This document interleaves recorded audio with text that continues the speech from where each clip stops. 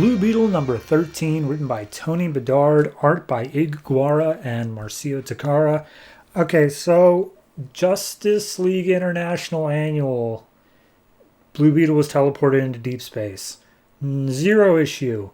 We see that he was teleported really close to the Reach, like, homeworld, because he was attacked by a bunch of other Blue Beetles. Also, there was a guy named Skywalker. I think that was Skywalker. Skydancer. Skywalker is Star Wars. So, this picks up from there. And he's still being attacked by a bunch of other Blue Beetle scarabs. And he's like, okay, Scarab, how fast can we fly back to Earth? And he's like, well, at light speed, you'd be dead by the time we got back. And he's like, cool, counterattack, please. So they look through a bunch of countermeasures until finally the suit finds one that'll take out these scarabs for at least long enough for him to get his bearings. And he sends off, like, basically an EMP. Calls him Megaton Fury.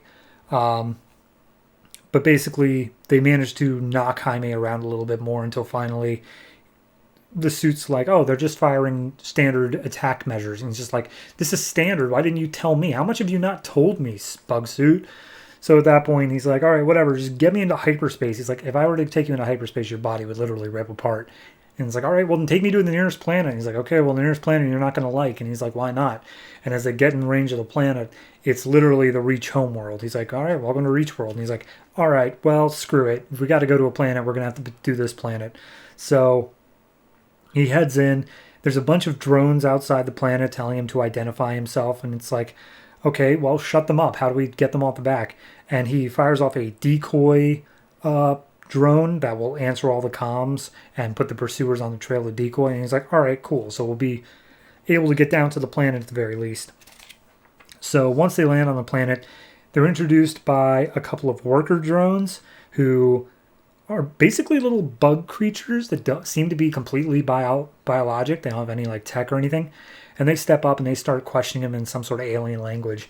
And Jaime's like, okay, well, answer them too.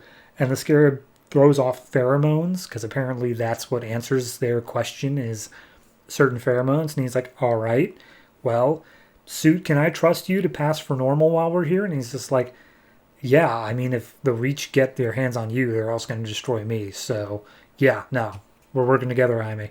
So, at this point, they start exploring the world, and they come across the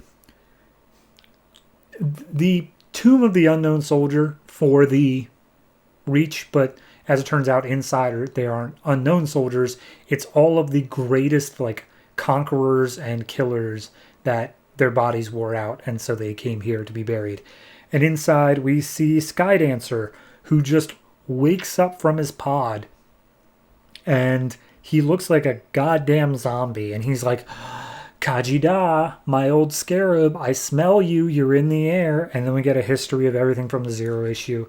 And he's like, because I was bonded to him for so long, I became one with scarab technology. I am the scarab god. So he just walks his way out of the tomb, and like, the guards there are like, did you just come out of the graveyard? And he's like, yes, and you will let me go. And they're like, yeah, we'll let you go. Have a nice day, sir. So he makes his way down, and he's like, I'm going to get Kajida. I'm going to get my scarab back. So then we come across Jaime. He's managed to find a spaceport, and he's like, this seems like a bad joke. And he's like, what do you mean? And he's like, well, I'm Hispanic. I was deported to another planet, and the first thing I'm doing when I get there is steal a car. But I'm Tis. And Jaime's like, and the scarab's like, I don't get it. And he's like, yeah, whatever. Okay, anyway, let's just go steal a ship.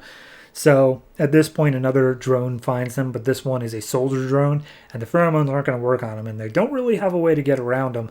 So at that point, a different scarab comes up and says, like, hey, there you are, my old friend. Come on, come with me. I want to tell you all about my conquerings. And it turns out this is Kaji Kai, who we saw not only within his own comic, who was about to, like, attack Jaime, but he was called over to Green Lantern New Guardians to attack the Blue Lantern homeworld.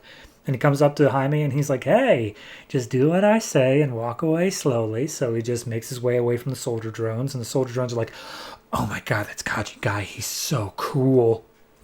So at that point, Kaji Kai's like, okay, here's the thing. I know that your scarab's busted. I know that you're a normal human. I know your name is Jaime Reyes. And I need to learn what makes you you. And he's like, what do you mean? And he explains the whole thing of how when he was attacking the New Guardians, the home world of the Blue Lanterns. The Blue Lanterns took off his bug suit for just a second, but it was just enough that he was able to free himself from like the mind, like the hive mind, and he realized that he was just being possessed. So now he's been ever so slowly exercising more and more control over his own scarab, but he wants to be as free as Jaime is, where he's able to use his own scarab for his own purposes. And they realize, like, okay, well, how do you suggest we do that? And Kajikai's like, I think we need to go to the Scarab homeworld, not Reach World, like the place where the Scarabs are made, blow it up. And Jaime's like, I mean, you're the boss, let's go. So they hop into a spaceship, and this whole time, Sky Dancer is like following them around.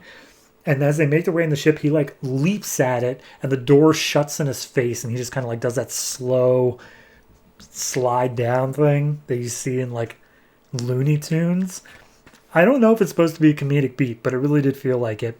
But anyway, he's like, no, I'm not going to let you get away again. So he heads off to another spaceship, hijacks it by spraying, as far as I can tell, tentacle blood at all of the other Reach soldiers in there. And then he hijacks it to follow Kajida. And he's like, oh, they're going to the Scarab homeworld. What better place to kill them and reclaim my Kajida? So, yeah, no, it's interesting. I think, so the Zero issue had Skydancer be teleported to the Reach homeworld. So I think I knew this was coming in some way, that we were going to reconnect with him. I didn't expect him to be the villain, it seems like. I mean, he's on the cover now that I know what he looks like, but yeah, no, it's